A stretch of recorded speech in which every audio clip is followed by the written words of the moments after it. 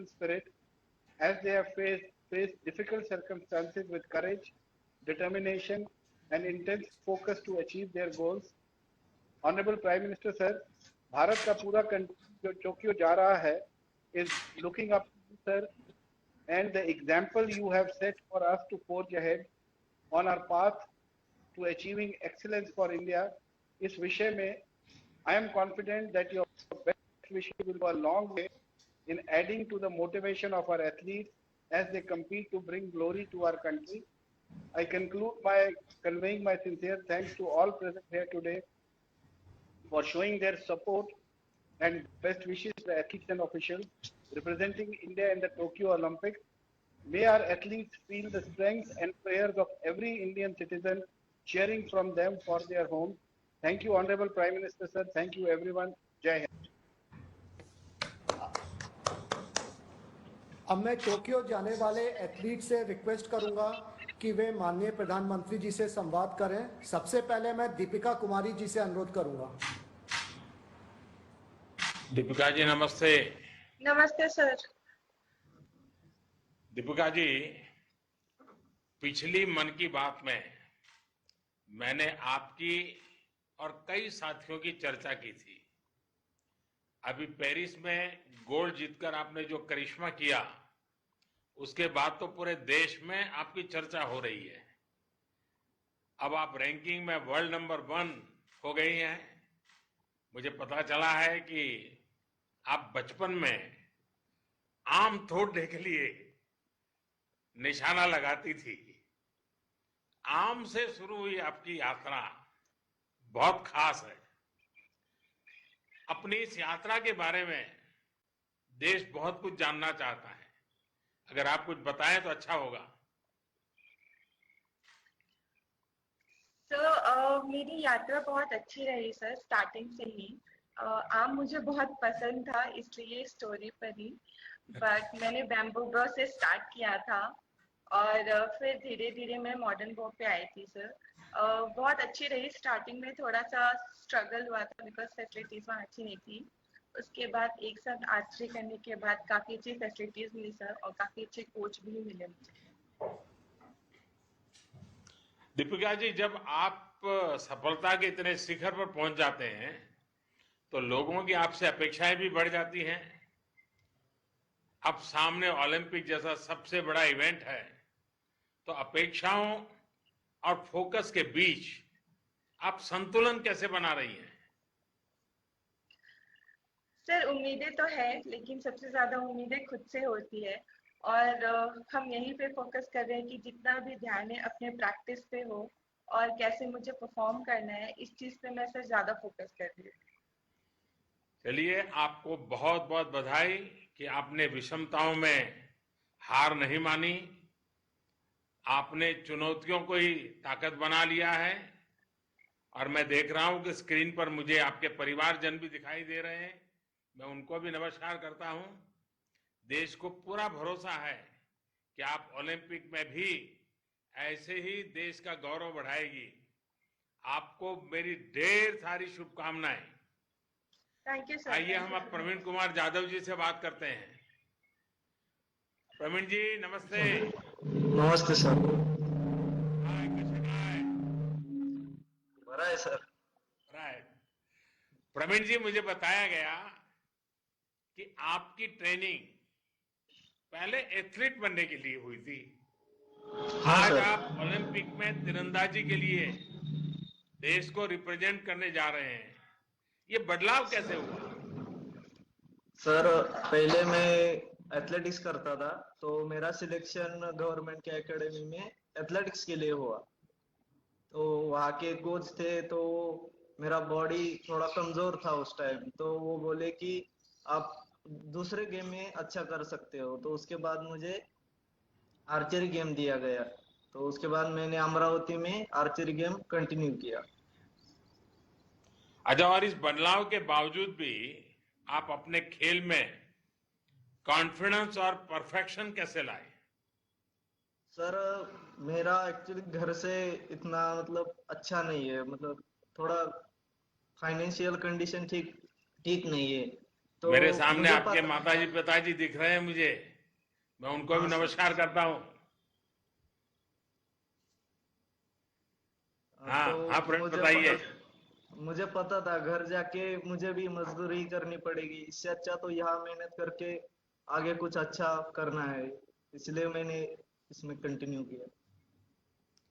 देखिए, आपके बचपन के कठिन संघर्ष के बारे में काफी जानकारी ली है, और आपके माता पिता ने भी, यानी जिस प्रकार से पिताजी दिहाड़ी मजदूरी से लेकर आज देश का प्रतिनिधित्व करने तक की यात्रा बहुत प्रेरणादायी है। और ऐसे कठिन जीवन आपने बिताया, लेकिन लक्ष्य को कभी अपने आंखों के सामने से हटने नहीं दिया। आपके जीवन के शुरुआती अनुभवों ने चैंपियन बनने में आपकी क्या मदद की?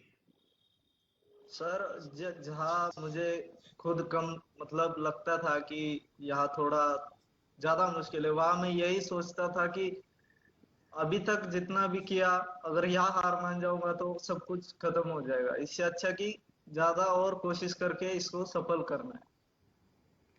प्रवीण जी, आप तो एक चैंपियन है ही, लेकिन आपके माता पिता भी मेरी दृष्टि से चैंपियन है।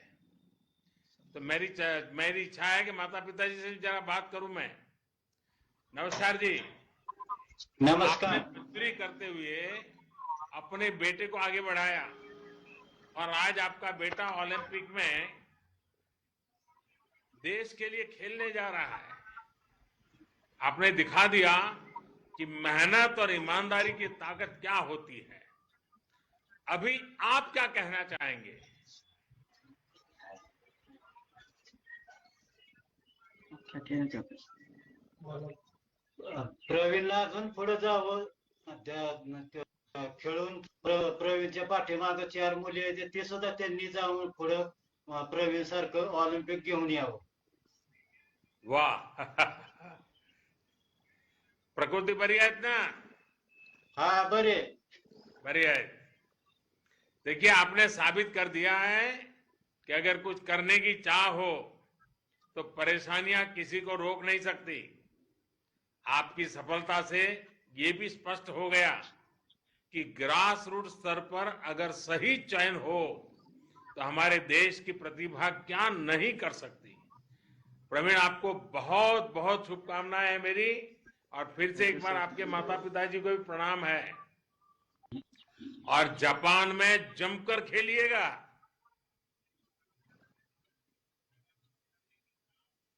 अच्छा, अब हम नीरज चोपड़ा जी से बात करेंगे। नमस्ते सर। नीरज जी, आप तो भारतीय सेना में हैं, और जी सेना सर। के ऐसे कौन से अनुभव है, जो अनुभव, वो कौन सी ट्रेनिंग है जिसने आपको खेल में इस मुकाम तक पहुंचने में मदद की?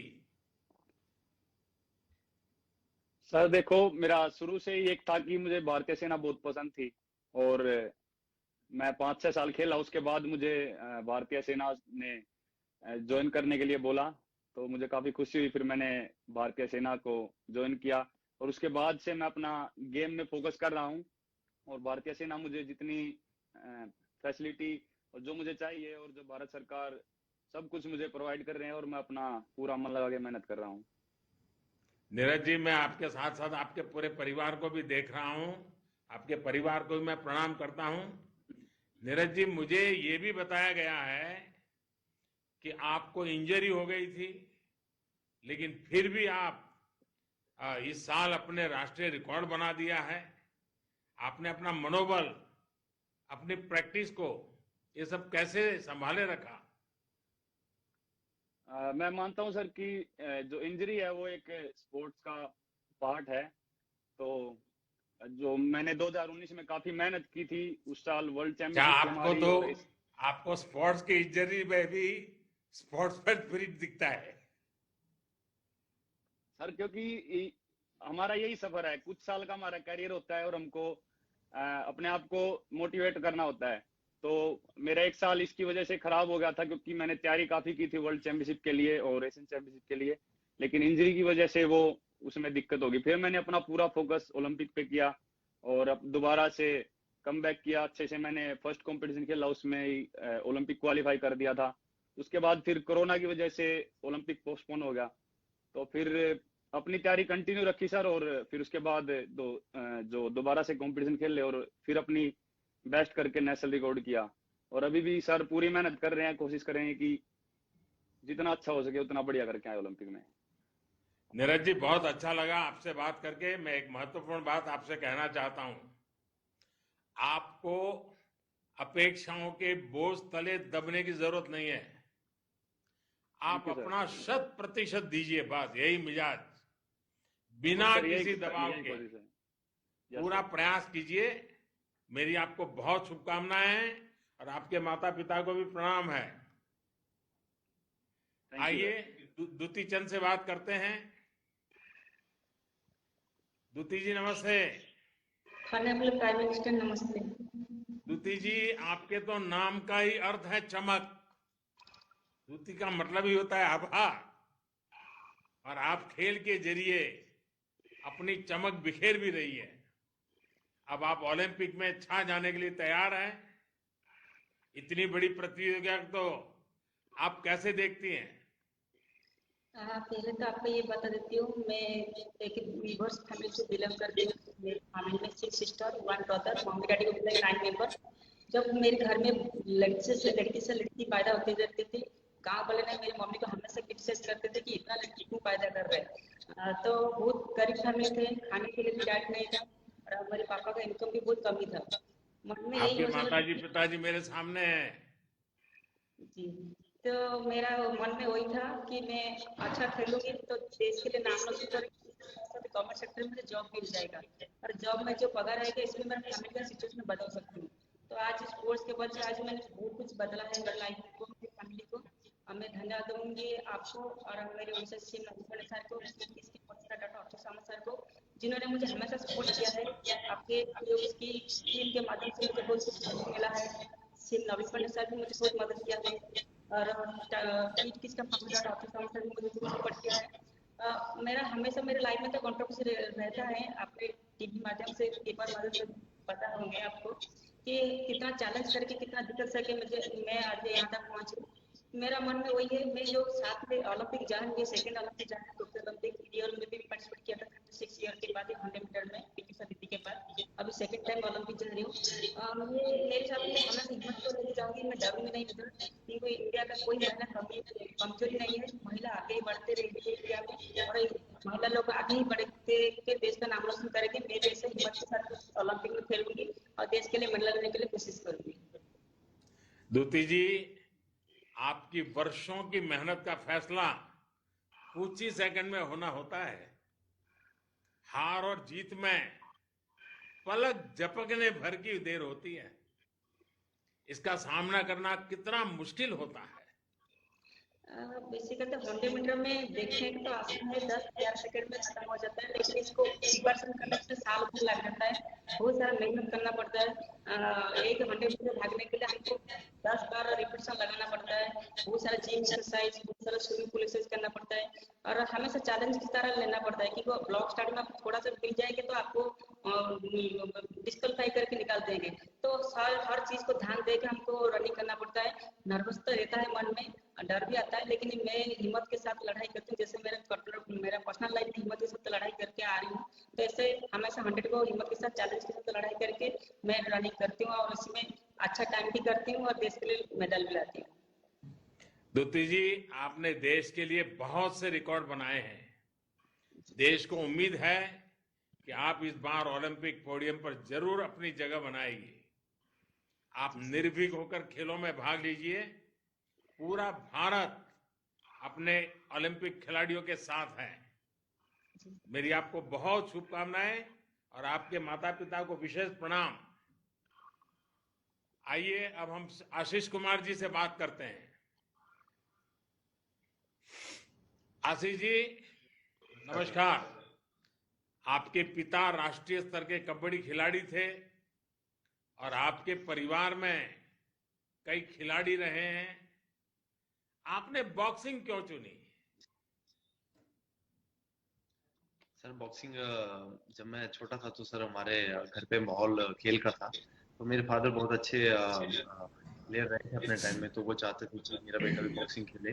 तो मेरे पास उस टाइम कबड्डी के कोर्स नहीं किया गया, लेकिन मेरे परिवार में मेरे भाई रेसलिंग खेलते थे और बॉक्सिंग खेलते थे, जो काफी अच्छे लेवल तक खेले हैं।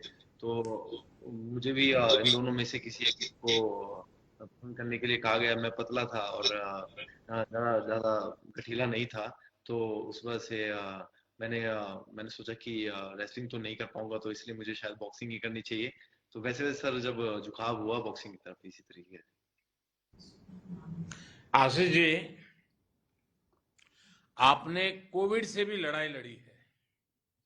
एक खिलाड़ी के तौर पर आपके लिए कितना कठिन रहा?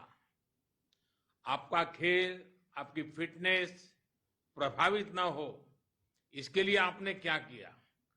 और मैं जानता हूं आपने इस क्रूशियल टाइम में अपने पिताजी को भी खो दिया। ऐसे समय भी आपने इस जो मिशन को लेके निकले थे उसमें जरा भी इधर उधर होने नहीं दिया। तो मैं जरूर आपके मन के भाव जानना चाहूंगा।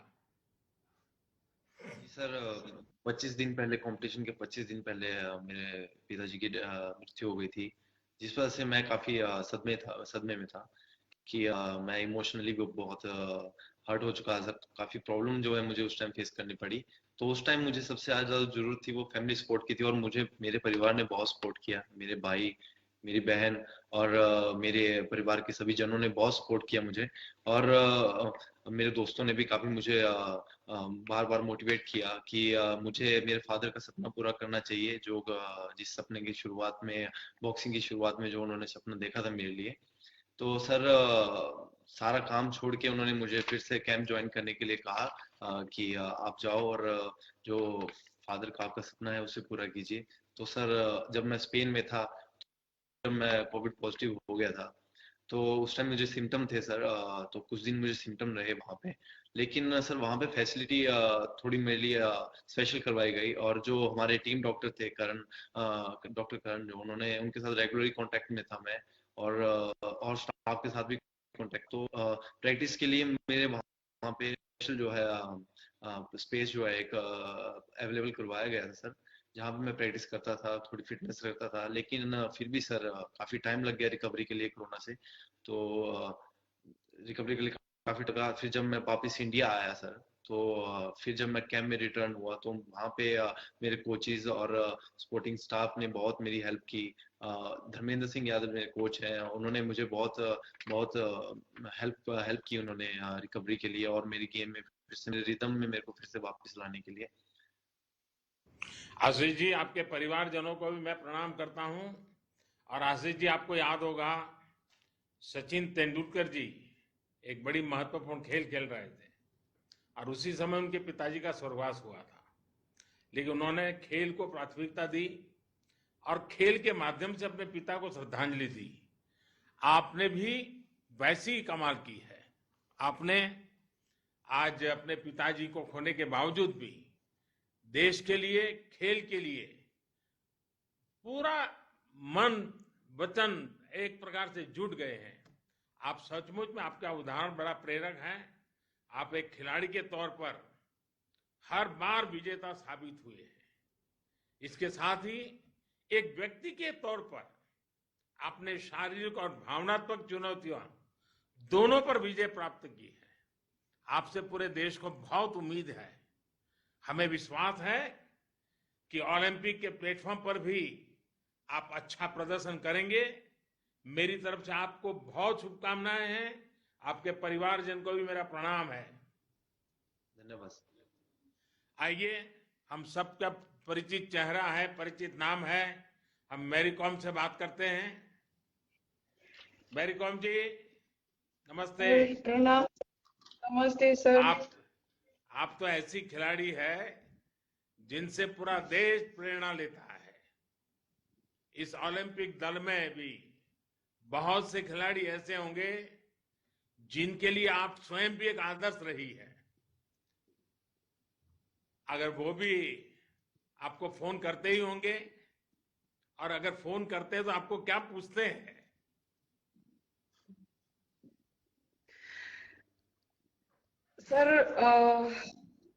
घर में सब मेरे लिए दुआ कर रहे हैं कि अ, वो लोग बच्चे लोग ज्यादा मेरे को मिस करता है सर।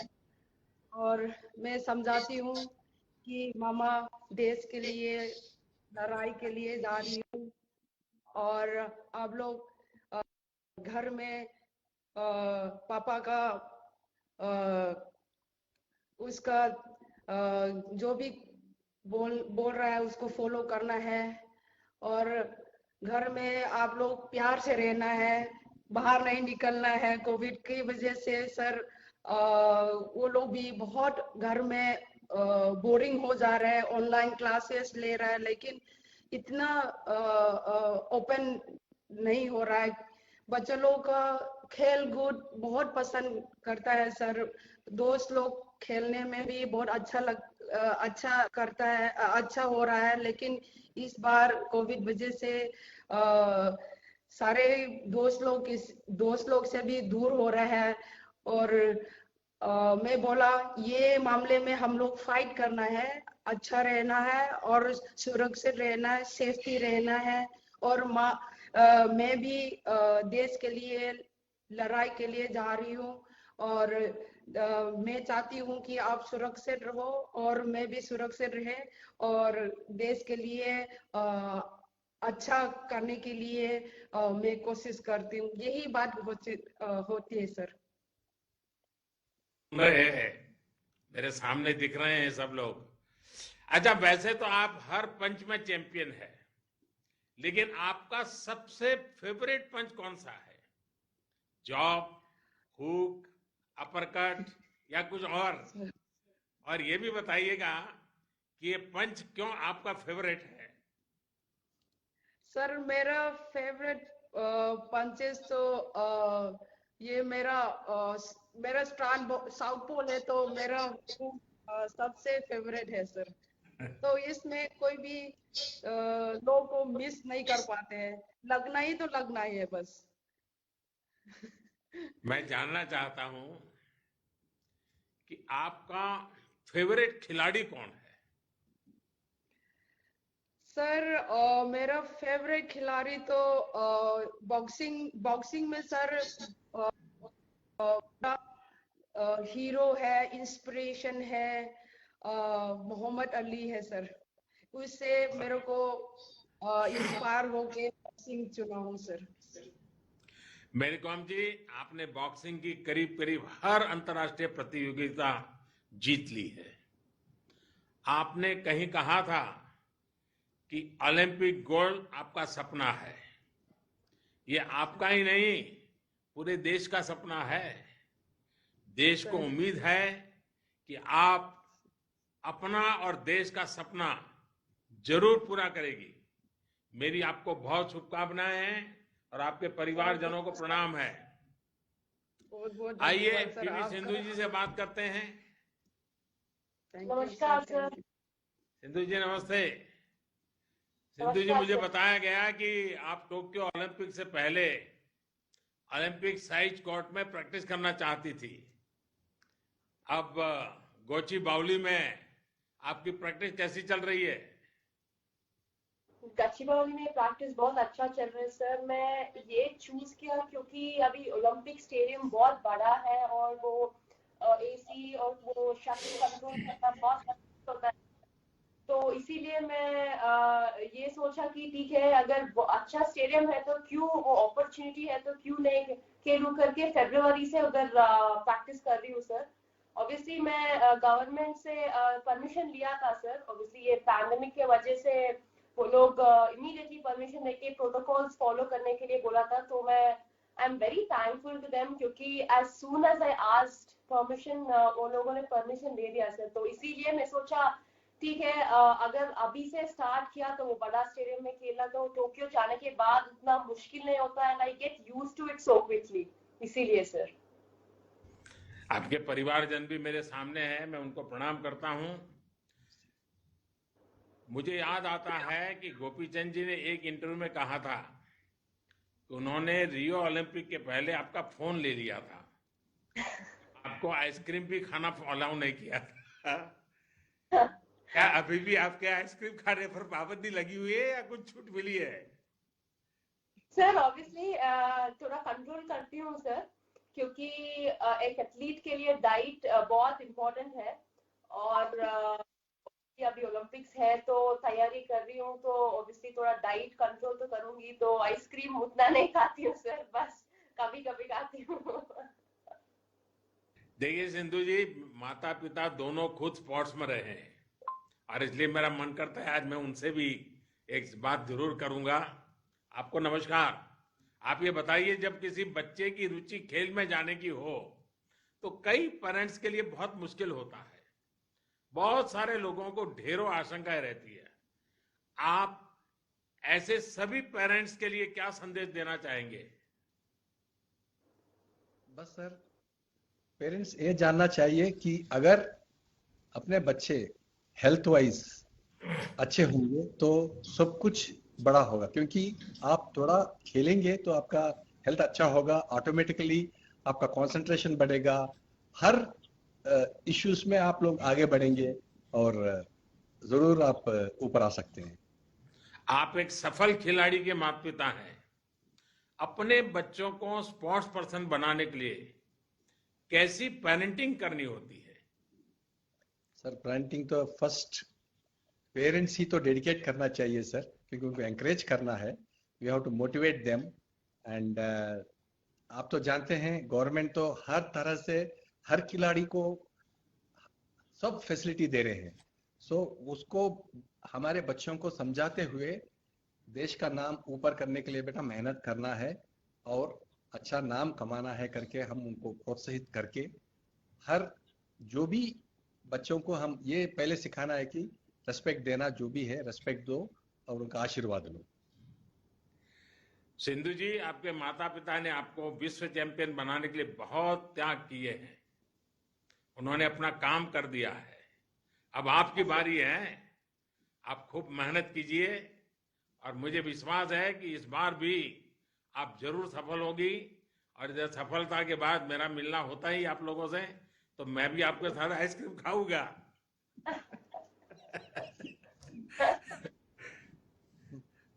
आइए, नमस्कार जी। एला से बात करते हैं। एला नमस्ते। नमस्ते सर। કેમ છો? એલા હવે ગુજરાતી બોલે છે કે નહીં? हाँ सर, થોડુંક આવડે છે મને। एला, मुझे बताया गया कि आप पहले एथलेट्स में जाना चाहती थी, फिर ऐसा क्या ट्रिगर कर गया कि आपने शूटिंग को अपना लिया? सर मैंने एक्चुअली काफी सारे स्पोर्ट्स ट्राई किए थे शूटिंग के पहले। मुझे बचपन से ही स्पोर्ट्स बहुत ही पसंद था। एथलेटिक्स, बैडमिंटन, जूडो वगैरह ट्राई किया था। लेकिन जब मैंने शूटिंग शुरू किया तब मुझे एक बहुत ही ज्यादा एक्साइटमेंट मिला था इस गेम में, क्योंकि हमको बहुत ज्यादा स्टेडी रहना होता है, बहुत ज्यादा कामनेस चाहिए होता है। तो सर बस वो जो कामनेस चाहिए थी वो थी नहीं मेरे पास। तो आई वाज लाइक कि ठीक है, इससे ही बहुत कुछ सीखने मिलेगा मुझे इस गेम से। तो उसी से सर बहुत ज्यादा लगाव हो गया गेम से। अभी मैं दूरदर्शन पे एक कार्यक्रम देख रहा था, उसमें मैं आपके माताजी पिताजी को सुन रहा था और वो संस्कार धाम में आपने इसका प्रारंभ किया था, इसका पूरा वर्णन कर रही थी और वहां का बड़ा गर्व के वहीं जाकर के वो आपको याद कर रही थी। अच्छा, स्कूल से ओलंपिक तक बहुत सारे युवा आपकी इस जर्नी के बारे में जानना चाहेंगे। देखिए, मैं मणिनगर का एमएलए था और आप मणिनगर में रहते हैं, और जब मैंने खोखरा में मेरे असेंबली सेगमेंट में सबसे पहले स्पोर्ट एकेडमी शुरू की तो आप लोग खेलने आते थे। तब तो जो बच्ची थी, और आज मुझे तुम्हें देखने के बाद बड़ा गर्व होता है। तो बताइए कुछ अपनी बात। सर मेरी शूटिंग की प्रोफेशनल जर्नी संस्कार धाम से ही शुरू हुई थी। मैं 10th स्टैंडर्ड में थी, तो मॉम डैड का ही कॉल था कि ठीक है आप स्पोर्ट्स ट्राई करके देख लीजिए, अगर आपको इतना इंटरेस्ट है तो कर लीजिए करके उन्होंने बोला था। तो स्पोर्ट्स अथॉरिटी ऑफ गुजरात और gun for glory shooting academy से जो MOU साइन हुआ था सर, तो संस्कार धाम ने उन्होंने district level sports school start किया था। तो पढ़ाई भी उधर ही होती थी, पूरा दिन हमारा ट्रेनिंग भी उधर ही होता था सर। तो सर वो जर्नी काफ़ी अच्छी रही है, क्योंकि वहीं से मैंने स्टार्ट किया, और अब जब मैं ओलंपिक्स, मेरी फर्स्ट ओलंपिक्स के लिए जा रही हूँ सर, तो बहुत प्राउड फील होता है कि इतने लोगों की मदद, इतने लोगों ने मेरे इतना सपोर्ट किया, मोटिवेट किया और हमेशा गाइड किया है सर, तो काफ़ी अच्छा लगता है सर। एला, अभी आप ग्रेजुएशन कर रही हैं, शूटिंग कैरियर और एकेडमिक्स को आप कैसे बैलेंस करती हैं? सर मैं तो इसके लिए मेरी यूनिवर्सिटी, गुजरात यूनिवर्सिटी जो है, और हमारे कॉलेज भवनजात कॉलेज को थैंक्स करना चाहूँगी, क्योंकि सर एक भी टाइम ऐसा नहीं था कि जब उन्होंने मुझसे बोल दिया हो कि नहीं आपको कंपलसरी आके ये चीज़ करनी पड़ेगी। उन्होंने मुझे इतनी छूट दी थी। मेरे लिए एग्ज़ाम्स भी वो लोग स्पेशल अरेंज करवा देते थे, मेरे लिए मेरे सेमिनार्स अलग से रखवा देते थे सर, तो काफ़ी सपोर्ट किया है सर। मेरे पूरी जर्नी में उन लोग ने काफ़ी सपोर्ट किया है, और स्कूल ने भी मुझे काफ़ी सपोर्ट किया है सर। एला, आपकी जनरेशन एम्बिशियस भी है और मैच्योर भी है। आपने इतनी कम उम्र में विश्व स्तर पर सफलता प्राप्त की है। ऐसे में देश को उम्मीद है कि खेल के सबसे बड़े मंच पर भी आप इसी यात्रा को जारी रखेंगी। मेरी आपको बहुत शुभकामनाएं हैं, और आपके माताजी पिताजी को भी मेरा प्रणाम है। वणक्कम। आइए हम सौरभ चौधरी से बात करते हैं। नमस्कार सर। सौरभ जी नमस्ते। आपने इतनी कम उम्र में ही ओलंपिक के लिए क्वालिफाई कर लिया है। कैसे और कब आपका ये मिशन शुरू हुआ? सर 2015 में मैंने शूटिंग अपना स्टार्ट किया था। हमारे पास के गांव में ही एक शूटिंग एकेडमी है, वहाँ पे मैंने स्टार्ट किया। मेरी फैमिली ने भी काफ़ी सपोर्ट किया मुझे। उन्होंने खुद ही कहा कि जब तुझे इतना पसंद है तो ट्राई करना चाहिए।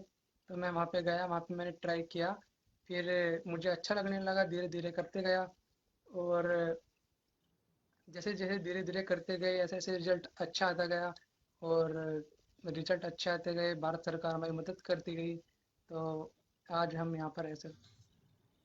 देखिए, आपके परिवारजन भी बड़े गर्व के साथ आज मुझे दर्शन हो रहे हैं उनके भी, कि भाई देखिए सौरभ क्या कमाल करेगा। सब उनकी आंखों में बड़ा बड़े सपने दिखाई दे रहे हैं। देखिए सौरभ, मेहनत के साथ साथ शूटिंग में मानसिक एकाग्रता की भी बहुत जरूरत होती है। इसके लिए आप योग वगैरह करते हैं या कुछ और तरीका आपका है जो मुझे भी जानने में खुशी हो और देश के नौजवानों को भी जानने में खुशी होगी? सर मेडिटेशन करते हैं, अपना योगा करते हैं सुबह। और सर शांत रहने के लिए ये तो हमें आपसे जानना चाहिए कि आप इतने बड़े मतलब पूरे हिंदुस्तान को संभाल रहे हो, तो आप उसके लिए क्या करते हो? अच्छा सौरभ, ये बताइए, आपके दोस्त, आपके साथी आपके पास आते हैं कि आपके साथ सेल्फी क्लिक करनी है, तो आपको क्या लगता है? पहले तो नहीं करते होंगे।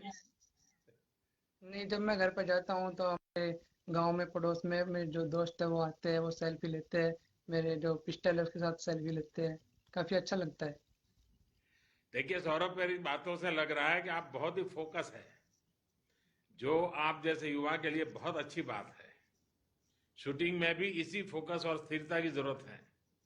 आपको तो अभी बहुत लंबी यात्रा करनी है, देश के लिए कई मुकाम हासिल करने हैं। हम सभी को विश्वास है कि आप ओलंपिक में बहुत अच्छा प्रदर्शन करेंगे और भविष्य में भी बहुत आगे आएंगे। आपको और आपके परिवारजनों को मेरा प्रणाम। आइए हम शरद कमल जी से बात करते हैं। शरद जी नमस्ते। नमस्ते सर। शरद जी, आपने 3 ओलंपिक्स में भाग लिया है, आप तो बड़े जाने माने खिलाड़ी हैं। आप उन युवा खिलाड़ियों को क्या सुझाव देंगे जो पहली बार ओलंपिक में देश का प्रतिनिधित्व कर रहे हैं? इस बार जो ओलंपिक्स होने वाली है ये काफी एक नया सिचुएशन में हो रही है, बल्कि ये कोविड-19 के टाइम में हो रही है। तो पिछले 3 जो ओलंपिक्स था, इस ऐसे अनुभव कुछ भी नहीं था जहां पे हमारा कंसंट्रेशन पूरी स्पोर्ट से हटके जो हमारी सेफ्टी के लिए है, जो प्रोटोकॉल्स मेंटेन करना है, उस पर ध्यान चले। मगर इस बार स्पोर्ट्स के अलावा हमें बाकी कुछ में भी ध्यान देना पड़ रहा है। तो मैं यही बोलूंगा कि जो जो नए जा रहे हैं पहले ओलंपिक्स में, हाँ, जाने से पहले हमें इट इज मतलब स्पोर्ट्स ओलंपिक्स बहुत इंपॉर्टेंट है, but at the same time अगर हम प्रोटोकॉल्स और ये सही नहीं मेंटेन करते हैं तो हम गेम से ही बाहर हो सकते हैं. So we have to maintain वो प्रोटोकॉल्स. और वंस जैसे हम ओलंपिक्स चले जाते हैं तो हमारा पूरा ध्यान हमारा स्पोर्ट में होना चाहिए. तो जब तक हम जाएंगे, ठीक है, कोशिश करेंगे कि स्पोर्ट में भी रखते हैं और अपना प्रोटोकॉल्स में भी रखते हैं, मगर जैसे वहां पे चले गए कंप्लीट फोकस ऑन अपना स्पोर्ट के लिए. शरद जी, आपने जब खेलना शुरू किया था तब और अब आपको लगता है कि टेबल टेनिस को लेकर कुछ बदलाव आए हैं? स्पोर्ट्स से जुड़े सरकारी डिपार्टमेंट्स के अप्रोच में आपने कुछ बदलाव महसूस किया है?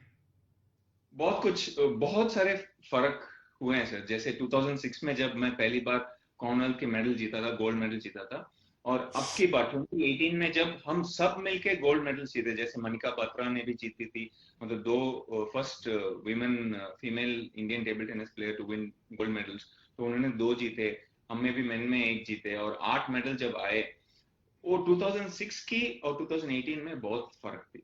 मेन थिंग यही था कि स्पोर्ट्स एक प्रोफेशनल फील्ड बना था. जब 2006 में तब मैं जीता था, तब स्पोर्ट्स में उतना प्रोफेशनलिज्म नहीं थी. हाँ, वो इंडस्ट्री एकदम तब भी वो एक्स्ट्रा करिकुलर, मतलब पढ़ाई से ज्यादा इंपॉर्टेंट थी, स्पोर्ट्स एक साइड लाइन थी. मगर अभी ऐसे नहीं है, बहुत इंपॉर्टेंस दे रहे हैं. पूरा government is giving lot of importance, private organisations भी बहुत सारा इंपॉर्टेंस दे रहे हैं. And at the same time जो अपॉर्चुनिटीज अभी है एक करियर बनाने में, एक प्रोफेशनल बनने में स्पोर्ट्स के बराबर, वो अभी बहुत ज्यादा है. और बहुत सारे बच्चे और बहुत सारे पेरेंट्स को भी वो एक थोड़ा बहुत गारंटी मिलती है, गारंटी से ज्यादा एक कॉन्फिडेंस मिलती है कि मेरा बच्चा अगर स्पोर्ट्स पे भी आएगा तो वो संभाल सकता है, अपना जिंदगी को संभाल सकता है. आई थिंक ये माइंडसेट बहुत अच्छी चेंज है. शरद जी, आपके पास सिर्फ टेबल टेनिस ही नहीं बल्कि बड़े इवेंट्स का बहुत विशाल अनुभव है. मुझे लगता है कि अनुभव आपके काम तो आएगा ही, साथ ही टोक्यो ओलंपिक में भाग ले रही देश की पूरी टीम के काम आने वाला है. आप एक बड़े की भूमिका में इस बार एक प्रकार से पूरी टीम को, एक विशेष भूमिका भी आपके सामने आई है, और मुझे विश्वास है कि खुद के खेल के साथ साथ उस पूरी टीम को संभालने में भी आपका बहुत बड़ा योगदान रहेगा और आप उसे बखूबी निभाएंगे, मुझे पूरा भरोसा है. मेरी आपको बहुत शुभकामनाएं, और आपकी टीम को भी, आपके स्वजन भी मुझे दिख रहे हैं, उनको भी मेरा नमन. आइए मनिका बत्रा जी से बात करते हैं. मनिका जी नमस्ते. नमस्ते सर.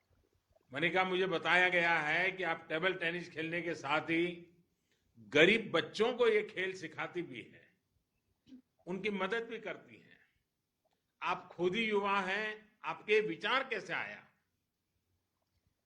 सर, जब मैं पहली बार यहाँ पुणे में खेलती हूँ तो वहाँ आई थी, तो मैंने देखा जो अनप्रिविलेज्ड और ऑर्फन्स थे बहुत अच्छा खेल रहे थे, और यहाँ के जो सेंटर में उनको सिखाते हैं तो बहुत अलग था मेरे लिए. तो मुझे ऐसा लगा कि इनको जो चीजें नहीं मिली या पहले नहीं कर पाए, तो मुझे इनको हेल्प करनी चाहिए कि ये भी मेरे को फॉलो करके अच्छे प्लेयर बन सके. तो आई थिंक वो चीज मुझे, जैसे वो प्लेयर्स बच्चे खेलते हैं, मुझे उनको देख के मोटिवेशन मिलता है कि इतनी सी छोटी सी उम्र में, और मतलब पहले किसी का साथ नहीं, और इस उम्र में इतना अच्छा खेल रहे हैं, तो बहुत मोटिवेशन मिलता है उनको देख के. मनिका, मैंने देखा है कि आप अपने मैच में कभी कभी अपने हाथ पर तिरंगा पेंट करती है. इसके पीछे की सोच, अपनी प्रेरणा के बारे में जरा बताइए. हाँ जी, मतलब लड़की होने के तौर पे मुझे ये सब चीजें पसंद है, बट ऑल्सो कि इंडिया का फ्लैग अपने पास रखना कहीं पे, और स्पेशली जब मैं सर्विस करती हूँ खेलते हुए तो मेरा लेफ्ट हैंड मुझे दिखता है और वो इंडियन फ्लैग दिखता है नेल पे, तो वो चीज मुझे इंस्पायर करती है. इसलिए मेरा जब भी मैं कुछ इंडिया के लिए खेलने जाती हूँ, कंट्री के लिए खेलने जाती हूँ, तो मैं ये चीज रखती हूँ कि कुछ ना कुछ फ्लैग या कुछ इंडिया का कुछ भी मेरे पास दिल से जुड़ा रहे. वाह। मैंने कहा, मुझे बताया गया कि आपको डांसिंग का भी बहुत शौक है। क्या डांसिंग के शौक आपके लिए स्ट्रेस बस्टर की तरह काम करते हैं? हाँ जी सर, क्योंकि जैसे किसी किसी का होता है कि म्यूजिक सुनना, डांस करना, तो मेरा डांस करना स्ट्रेस बस्टर का काम करता है। जब भी मैं टूर्नामेंट में जाती हूँ या कुछ, जब खाली टाइम होता है, मैं रूम पे आती हूँ मैच खेल के या मैच से पहले, तो मैं डांस करके जाती हूँ क्योंकि मुझे अच्छा लगता है और कॉन्फिडेंस आता है। मैं ऐसे सवाल पूछ रहा हूँ, तुम्हारे परिवारजन, तुम्हारे मित्र सारे हंस रहे हैं। मैंने कहा, आप अंतर्राष्ट्रीय स्तर पर चैंपियन है। आप बच्चों को भी अपने खेल से जोड़ रही हैं। आपकी सफलता सिर्फ उन्हीं बच्चों के लिए नहीं, बल्कि देश के सभी टेबल टेनिस युवा खिलाड़ियों को प्रेरित करेगी। मेरी आपको बहुत शुभकामनाएं हैं। आपके सभी साथियों को, सब बड़े उत्साह से आज के इस कार्यक्रम में हिस्सा ले रहे हैं। आपके परिवारजन सब देख रहे हैं। सबको मेरी बहुत बहुत शुभकामनाएं, बहुत बहुत धन्यवाद। आइए अब हम विनेश जी से मिलते हैं। विनेश फोगाट जो। विनेश नमस्ते। सर नमस्ते। आप फोगाट फैमिली से हैं। आपके पूरे परिवार ने खेलों के लिए इतना कुछ देश को दिया है। इस पहचान की वजह से थोड़ा एक्स्ट्रा प्रेशर, थोड़ी ज्यादा जिम्मेदारी तो नहीं आ जाती है? सर जिम्मेदारी तो बिल्कुल आती है, क्योंकि फैमिली ने जो काम स्टार्ट किया है वो खत्म करना है। और वो जो सपना ओलंपिक्स का लेके स्टार्ट किया था, वो जब मेडल आएगा उसके बाद ही शायद खत्म होगा। तो उम्मीद तो है सर, पूरे देश की उम्मीद है, फैमिली की भी उम्मीदें होती हैं। और मुझे लगता है कि उम्मीदें जरूरी हैं हमारे लिए, क्योंकि जब उम्मीदें दिखती है तभी हम लोग थोड़ा सा एक्स्ट्रा पुश करते हैं एक लेवल पे जाने के बाद में। तो अच्छा लगता है सर, कोई प्रेशर नहीं है, अच्छे से खेलेंगे और देश को प्राउड करने का बिल्कुल मौका देंगे। देखिए, पिछली बार आपको रियो ओलंपिक में चोट की वजह से हटना पड़ा था। पिछले साल भी आप बीमार थी। आपने इन सारी बाधाओं को पार कर शानदार प्रदर्शन किया। इतने स्ट्रेस को सक्सेस में बदलना, ये अपने आप में बहुत बड़ी बात है। ये कैसे किया आपने? सर डिफिकल्ट होता है काफी, बट वही है कि एज ए एथलीट, हम एथलीट टॉप लेवल पे अगर हमें परफॉर्म करना है तो हमें मेंटली स्ट्रांग रहना पड़ता है। और एज ए एथलीट मैं सोचती हूँ कि हमें ये जरूरी है उस लेवल पे ले जाने के लिए, वो पुश करने के लिए। सो फैमिली का एक बहुत बड़ा रोल रहता है आपके पीछे, तो फैमिली का सपोर्ट रहता है हमेशा। और जो भी हमारी फेडरेशन है या टॉप से साई है, सभी लोग पूरा ईमानदारी के साथ में लगे रहते हैं। तो एक रहता है कि नहीं, उन लोगों को निराश नहीं करना है जो लोग इतना सब हमारे पीछे लगा रहे हैं उम्मीदों के साथ में। तो ऐसे कहीं पे रुकना नहीं है, क्योंकि वो रुकना नहीं है, इसीलिए वो हमें पुश कर रहे हैं। वो काफी चीजें हैं सर उस टाइम पे याद आती हैं, तो हम उसके लिए लगे रहते हैं, चाहे इंजरी हो चाहे कोई भी चीज आए। मुझे तो पूरा यकीन है कि आप टोक्यो में बहुत शानदार प्रदर्शन करने वाली है। क्या हम उम्मीद करें कि अब आगे आप पर भी एक फिल्म आने वाली है? सर बस आप लोगों की दुआ है, और चाहेंगे कि हम सभी जितने भी एथलीट जा रहे हैं अपनी कंट्री को मौका दे, हर दिन मेडल आते रहें, और आप लोग जो पूरा देश जो उम्मीदें लगाए बैठा है उनको हम निराश ना करें।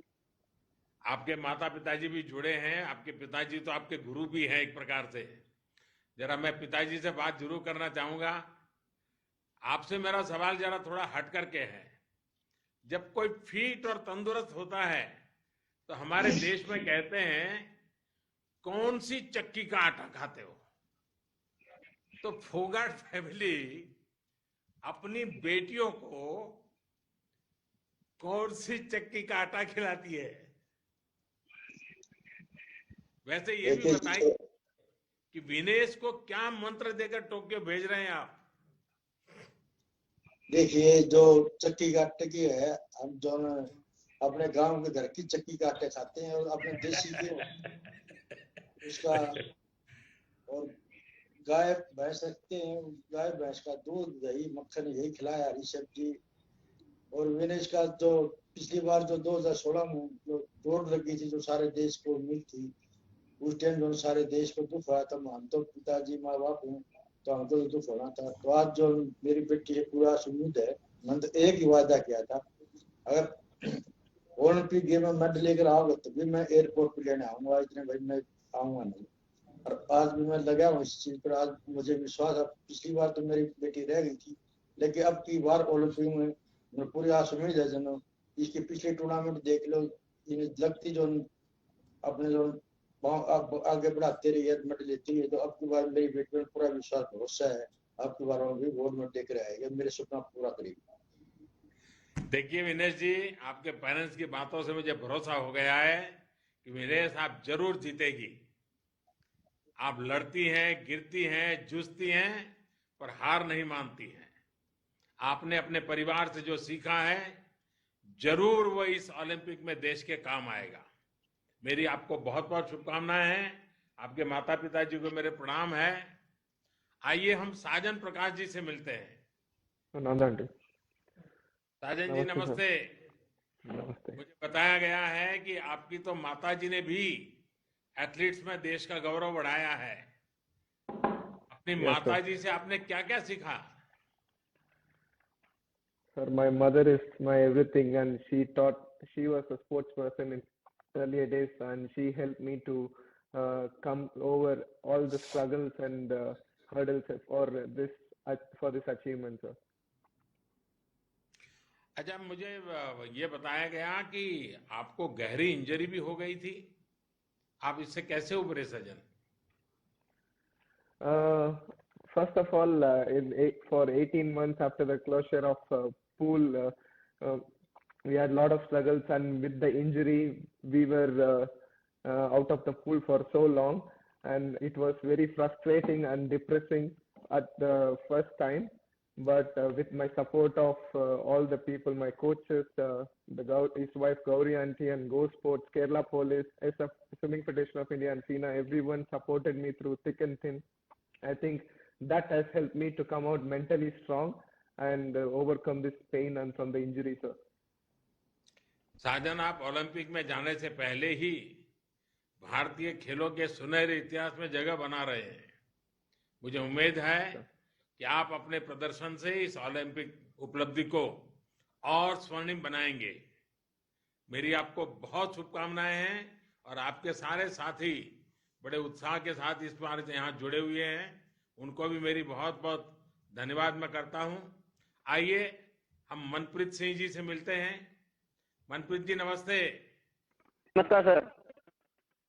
मुझे बताया गया कि कोरोना की पहली वेव के दौरान आप सभी साथी बेंगलुरु में एक साथ रहे, सबने मिलकर कोरोना का मुकाबला किया, और इससे टीम स्पिरिट पर क्या असर पड़ा? सर एक्चुअली मैं कहना चाहूंगा कि गवर्नमेंट का उस टाइम बहुत ज्यादा सपोर्ट रहा था, क्योंकि हम लोग यहाँ पे बेंगलोर में कैंप में थे, तो उस वक्त ये था कि हम लोगों ने ऐसे अपनी टीम को कैसे हम लोग स्ट्रॉन्ग कर सकते हैं उसके ऊपर काम किया। हम लोगों ने एक दूसरे के प्लेयर्स के बैकग्राउंड के बारे में जाना कि हाँ कि किससे कैसे प्लेयर ने अपना बैकग्राउंड स्टार्ट किया, कैसे उनकी फैमिली ने सेक्रीफाइस किया कि अपने बेटों अपने बच्चों को यहाँ तक पहुँचाने के लिए। उस चीज़ के बारे में जाना कि हाँ कि इससे क्या है कि हमारी टीम बॉन्डिंग है वो और ज़्यादा स्ट्रॉन्ग होगी। और ये था कि सर हम लोगों ने यही माना था कि हमारे पास अभी एक और साल बाकी है, तो हम लोग अपने आप को और कैसे बेहतर कर सकते हैं। तो हम लोगों ने दूसरी टीम के बारे में स्टडी की, कैसे उनका क्या प्लस पॉइंट्स हैं, क्या वीक पॉइंट्स हैं, कि कहाँ पे हम लोग उनको हर्ट कर सकते हैं। तो ये चीज़ें काफ़ी हमारे लिए हेल्पफुल रही सर। ओलंपिक में हॉकी में हमारे देश का बहुत शानदार इतिहास रहा है। ऐसे में स्वाभाविक है थोड़ी ज्यादा जिम्मेदारी का बहुत स्वाभाविक एक वातावरण बन जाता है, और हर कोई चाहता है कि रिकॉर्ड बना करके रखना है, और इसकी वजह से खेल के दौरान आप लोगों को कोई एक्स्ट्रा तनाव का माहौल तो नहीं होता है ना? नहीं सर बिल्कुल नहीं, क्योंकि अगर देखा जाए तो हॉकी ने अभी तक जो 8 गोल्ड मेडल जीते हैं, सबसे ज्यादा मेडल जीते, तो हम लोग इसको प्राउड फील करते हैं कि हम लोग उसी स्पोर्ट को खेल रहे हैं। और जब भी हम लोग ओलंपिक्स में जाते हैं तो यही कोशिश करते हैं कि हाँ कि अपना पूरा बेस्ट है और इंडिया की मेडल जीते। चलिए, आपके परिवारजन भी मुझे दिख रहे हैं, मैं उनको प्रणाम करता हूं। उनके आशीर्वाद आपके साथ बने रहते हैं और देशवासियों की शुभकामनाएं आपके साथ है। मनप्रीत, आपसे बात करते हुए मुझे मेजर ध्यानचंद केडीसी बाबू, मोहम्मद शाहिद जैसे महान हॉकी खिलाड़ियों की याद आ रही है। आप हॉकी के महान इतिहास को और उज्जवल करेंगे, ऐसा मेरा और पूरे देश का विश्वास है। मेरी आपको बहुत बहुत शुभकामनाएं हैं और आपके परिवारजनों को मेरा प्रणाम है। आइए अब हम सानिया जी से बात करते हैं। सानिया जी नमस्ते। नमस्ते सर। सानिया जी, आपने कई ग्रैंड स्लैम्स जीते हैं, बड़े बड़े खिलाड़ियों के साथ आपने खेला है। आपको क्या लगता है कि टेनिस का चैंपियन बनने के लिए क्या खूबियां होनी चाहिए? क्योंकि आजकल मैंने देखा है कि टियर 2, टियर 3 सिटी में भी आप लोग उनके हीरो हैं और वो टेनिस सीखना चाहते हैं। जी सर, आई थिंक टेनिस एक ऐसा ग्लोबल स्पोर्ट है जिस